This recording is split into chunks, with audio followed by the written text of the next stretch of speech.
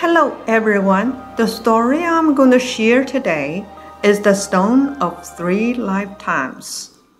This story took place during the Tang Dynasty. There was a young man named Li Yuan who came from a noble family. In the year of Tianbao, the rebels led by An Lushan attacked the troops commanded by his father Li Cheng, who was stationed in Luoyang, the eastern capital. Li Cheng was unable to stop the rebels, and he was killed during the battle. Li Yuan's father's sudden death left a deep impression on him, and he swore that he would never work in an official position. He decided to become a monk. He donated all his property to Huiling Temple and invited an eminent monk, Yuanze, to be the abbot. Yuanze was a high-level cultivator. The two often talked all day and throughout the night. Sometimes their discussions were so intense that they forgot to eat or sleep. It could be said that the two had a deep, predestined relationship with each other. One year, Li Yuan decided to go to Ermei Mountain and asked Yuanze to go with him.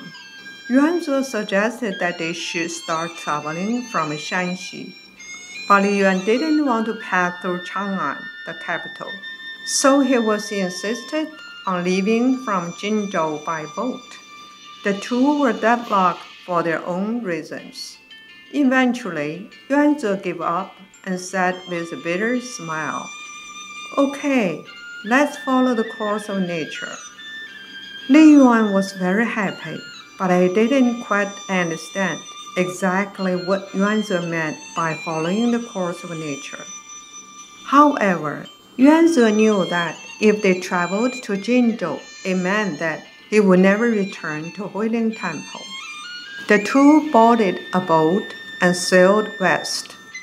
Just as they were about to enter the Three Gorges, the river became rough and treacherous.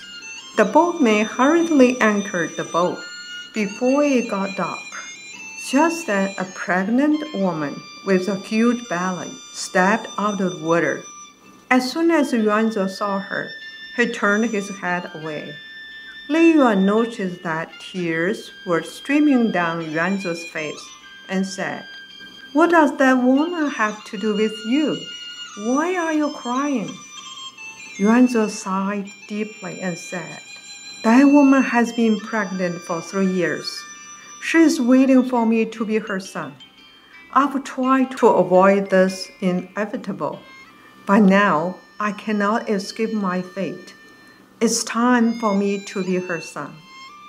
Yuanze's words were like a thunderclap, and Li Yuan could not believe what he just heard. He repeatedly said, "No, it will not happen.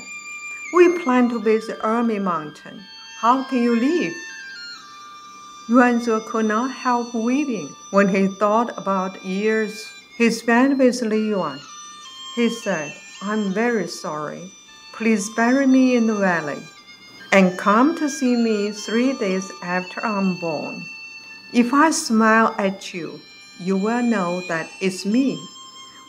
When 12 years have passed, come to find me at Big Stone outside the Tianzhu Temple." After he said this, he sat on the lotus position and closed his eyes.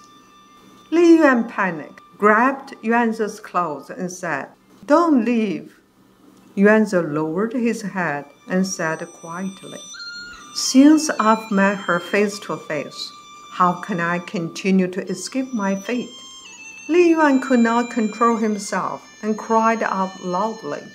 He suddenly understood why Yuanze wanted to travel a different route, and he deeply regretted his stubbornness, which caused their lifetime separation. 3 days after he buried his master, Li Yuan went to the woman. As soon as he saw the baby, it smiled at him. Looking at the new face of his old friend was really heart-wrenching, and he couldn't smile back. His tears fell like pearls onto the baby's smiling face. Nearly overcome with grief, Li Yuan no longer wished to go to Ome Mountain. He sadly returned to Huilin Temple. Seeing all of Yuanzhe's possessions, Li Yuan wept again. When he reminded himself that he would see Yuanzhe in 12 years, he felt encouraged and hopeful. The years raced by. Finally, the date for their appointment had come.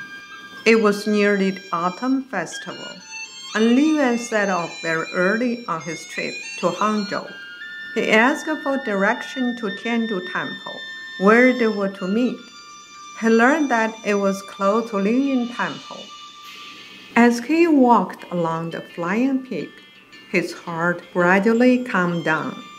Suddenly, Li Yuan heard someone singing in the distance. As the person came closer, he could hear the words, "Old spirits sit on the stone of 3 lifetimes, silently appreciating the moon. Although I have different body, my heart remains the same." Li Yuan was shocked to see a boy riding an ox singing the song. When the boy saw him, he giggled. Li Yuan ran to him and said, "Master Ze, how are you?" The boy nodded his head and said, "You kept your promise." Li Yuan grasped the boy's hands and said, 12 long years. I've been looking forward to this day. How are you?" The boy smiled and jumped off the ox. Li Yuan held the boy's small hands, with tears running down his face, and he did not want to let go. They had gone through a lifetime and were finally able to see each other again. Li Yuan thought, "This eminent monk is now a boy. He has been my loyal friend, who broke through his previous lifetime and now came to this life. How many days and nights I missed him." Li Yuan had so much to say that he didn't know where to begin. In the shadow of the moon, the 2 figures walked together, one tall and one short, in deep discussion. Soon they crossed a small bridge that entered large fields of tea and was surrounded by its sweet fragrance. They walked to a group of stones, which were later known as the Stone of 3 Lifetimes. The boy said, "Let's sit here for a while." He climbed to the 3rd stone and sat facing outwards. Li Yuan sat on the 2nd stone. They faced each other. The 2 stones were joined at the base. The boy quietly said, "Stone of 3 lifetimes, stone of 3 lifetimes." Li Yuan asked, "What stone of 3 lifetimes? What do you mean?" Suddenly, the boy's face changed to his old master's face. But when Li Yuan looked again, he had changed back to the boy. Li Yuan's heart was filled with hope, and he said, "When you grow up, come back to Huilin Temple." When the boy didn't say anything, Li Yuan said, "You can live wherever you like. I will follow you wherever you go." The boy shook his head and said, "Sooner or later, we will be separated. No one can escape from the cycle of reincarnation." Li Yuan felt like he had been stabbed in the heart. He leaned back against the stone and began to cry. He said, "Haven't you missed our talks these years?" Even the stone would weep. The boy remained silent, but gently touched the base, which connected the 2 stones with his toe. Suddenly he said, "This is the stone of 3 lifetimes. The one I sit on represents our previous lives, the time that we spent together. The one you sit on represents this life. So you are still Li Yuan." Li Yuan asked, "Then which one represents the next life?" The boy pointed to the stone nearby and said, "There it is." Li Yuan turned his head and noticed that the stone was completely separated from the other two. He said, "Does this mean that we will not see each other in our next life?" As he said this, he felt hollow emptiness in his chest. A chill autumn wind blew. Only the sound of rustling leaves could be heard. The two hearts were connected, and it seemed their predestined relationship was carved into those three stones. Li Yuan did not want to give up, so he hopefully asked, "Will we be together in our next life?" The boy stared at him silently. Li Yuan said with tears in his eyes, "Don't you have anything to say?" The boy's voice became very serious as he said, "You and I, both of us, are in the cycle of reincarnations of life and death. Our lives are arranged by our own karma, so separation is inevitable. Only by cultivating diligently can we finally leave the cycle of reincarnation, and then we may have an opportunity to be together forever." When said this, he put his hands back, which Li Yuan had been holding. Li Yuan suddenly understood what the boy meant and nodded his head. The boy stood up and slowly walked away. Li Yuan jumped up and followed him, calling out, "Wait! Since we traveled so far to Hangzhou, why not swim together in the West Lake?" The boy shook his head and said, "No, it's time to go back." He got back on the ox and turned around to look at Li Yuan one last time. Then he waved his hand and said, "Our lives are now separated, and we will live far apart. Take care." Then he left without looking back. Li Yuan wanted to chase after him, but he could not move his feet. He could only call out, "Please take care of yourself."